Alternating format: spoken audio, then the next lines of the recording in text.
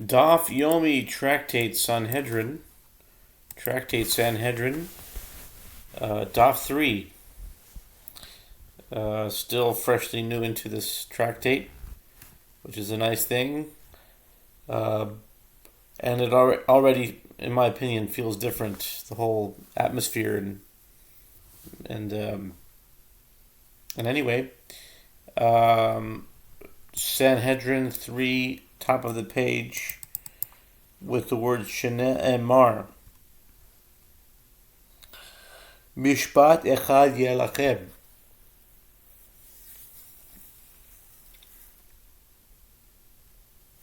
Uma tam amru dine mamanos lo be'inen drish v'chakire kedei shelo tin'ol deles bifnei lo yivin.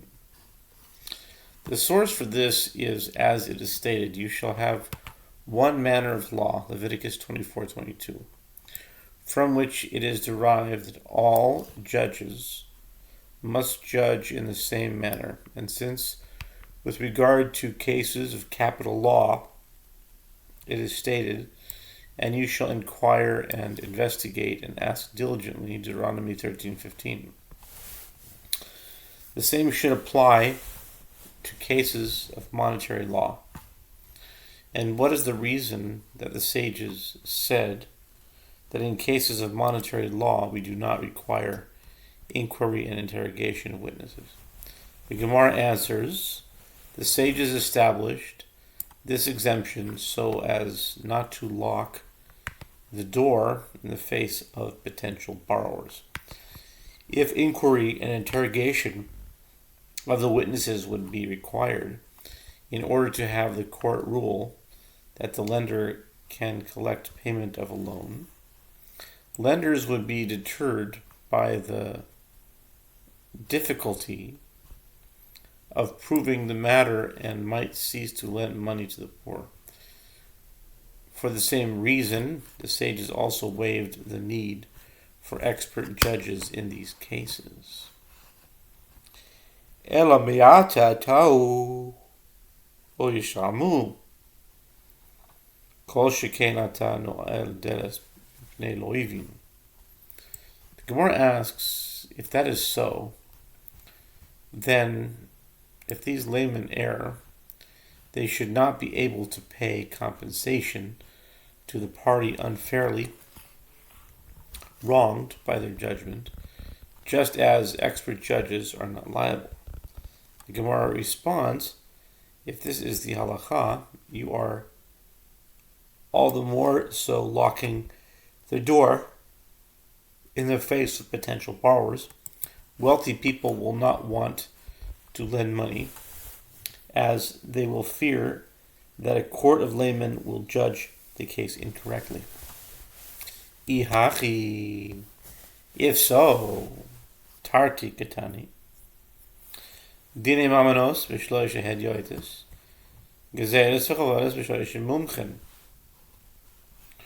With regard to Rabbi Bahu's method of explaining the Mishnah, the Gemara asks, sorry about that. With regard to Rabbi Bahu's method of explaining the Mishnah, the Gemara asks if that is so, then instead of explaining the Mishnah employing the style, what are these, Rabbi Bahu could more easily say, the two matters are taught in the Mishnah and explain it as follows. Cases of monetary law, meaning cases of admissions and loans, are adjudicated by three judges who could be non-ordained laymen, and cases of robbery and personal injury are adjudicated by three ordained expert judges. Ve'od shlosha lamali. And furthermore, according to Rabbi Bahu's explanation, that the term cases of robbery and personal injury simply clarifies the meaning of the term cases of monetary law, why do I need the repetitive statement that cases of monetary law are adjudicated by three judges and cases of robbery and injury are adjudicated by 3 judges. The repetition seems to indicate that these are 2 separate matters. Ela amarava tarti ketani mishum Rabbi Chanina. Rav Acha b'derei Rav Ika amar mi'dioi raisa chad damikosh shene'emar b'tzedek tishmar amistecha ela mishum yoshvei koronois. Rather, Rava said 2 matters are in fact taught in the Mishnah because of the statement of Rabbi Chanina that the sages instituted leniencies with regard to cases of monetary law so as not to lock the door in the face of potential borrowers. Rav Acha, son of Rav Ika, said, by Torah law, the adjudication of 1 judge is also valid in cases of admissions and loans. As it is stated, in righteousness shall you judge your neighbor, Leviticus 19:15, in the singular. But by rabbinic law, 3 judges are required due to the concern that a single judge may be one of those who sit idly on the street corners, meaning unlearned people who are not involved in business and are unlikely to judge the case correctly. Atu mitzlasa milohavi yoshve karanos. Yefshar deles buhu chad gemir. Ela me'ata ta'u lo yishalmu. Kol sheken lefish yoshve karanos. The Gemara asks, is that to say that with 3 judges they will not be among those who sit idly on street corners? How is this concern addressed by increasing the number of judges? The Gemara answers, when there are 3 judges, it is impossible, meaning highly unlikely, that there is not among them one who is learned. The Gemara asks, if that is so, then they err. If that is so, then if they err, they should not be liable to pay compensation, since rabbinic law authorizes laymen to judge cases of this nature. The Gemara answers, if the judges will be exempt from paying compensation in the event that they err in their judgment, this lack of accountability will lead all the more so to having many of those who sit idly on street corners assume the role of judges. My Ika ben Rava l'Rav Acha b'rei Rav Ika Ika benayu Tamar Shmuel Shnaim Shedanu Didineim Din El Shnikra Beis Din Chatzuf The Rava les le Shmuel Rav Acha b'rei Rav Ika is le Shmuel. The Gemara asks, what are the implications of the difference between the opinion of Rava, who says that cases of monetary law may be adjudicated by 3 laymen due to the statement of Rabbi Chanina, and the opinion of Rav Acha, son of Rav Ika, who holds that according to the Torah, 1 judge is sufficient. The Gemara answers the difference between them is with regard to that which Shmuel says, if 2 people adjudicated a case, their judgment is a valid judgment, but they are called an imputed court. Rava is of the opinion that the halacha is not in accordance with the opinion of Shmuel, as he holds that 3 judges are required by Torah law. Rav Acha, son of Rav Ika, is of the opinion that the halacha is in accordance with the opinion of Shmuel, as he holds that fundamentally, even 1 judge may judge a case of monetary law. Nezek v'chatzi nezek v'chule. Nezek hainu chavalois. Mishum dekaboi lemisne chatzi nezek. Taninam mi nezek shali. The Mishnah teaches that cases involving payment for damage and payment for half the damage are adjudicated by 3 judges. The Gemara challenges damage is the same as injury, since the term injury includes various damages. One causes another directly or by his property. The Gemara explains, since he needed to teach the halacha with regard to payment of half the cost of the damage, he also taught the halacha with regard to payment of the full cost of the damage. Chatzi nezik nami, hainu chavalois, tanim amoyna v'katani nekanasa.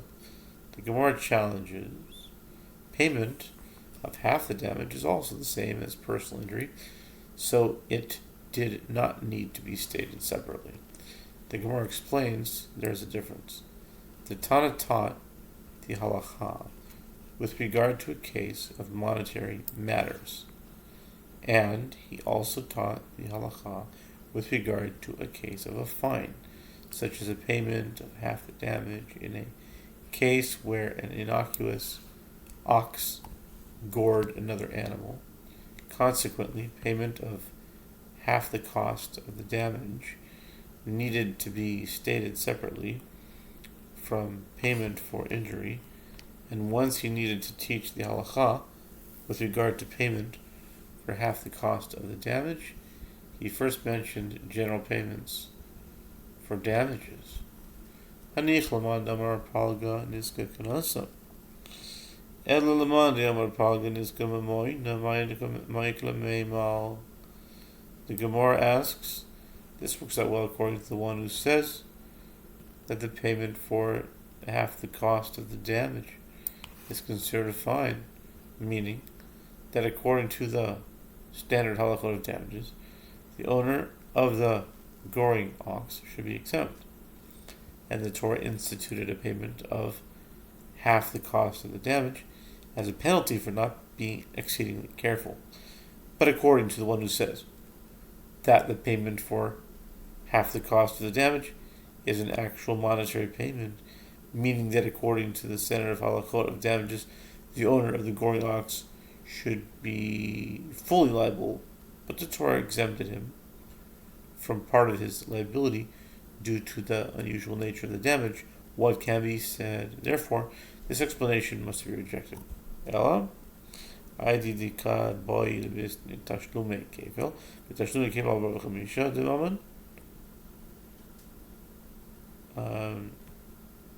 we're on 3b top. She'en mishtal v'roshu, tana nami chatzi nezik tamaman, she'en mishtalim v'rosh. Who? The ID dikat boy the Mishnah, chatzi nezik, tana nami nezik. Rather, since the Tana needed to teach the halacha with regard to cases involving payment of double the principal and payment of 4 or 5 times the principal, which are cases of money that is not paid according to its value, meaning that the payment is not equal to the cost of the damage, but is actually more than that amount. He also thought that the halacha with regard to payment of half the cost of damage, which is also money that is not paid according to its value, as he pays less than the full cost of the damage, and since he needs to teach the halacha with regard to payment of half the cost of the damage, he also taught the halacha with regard to payment of the full cost of the damage. And we're now on the top of page 3b, to be continued with 3b.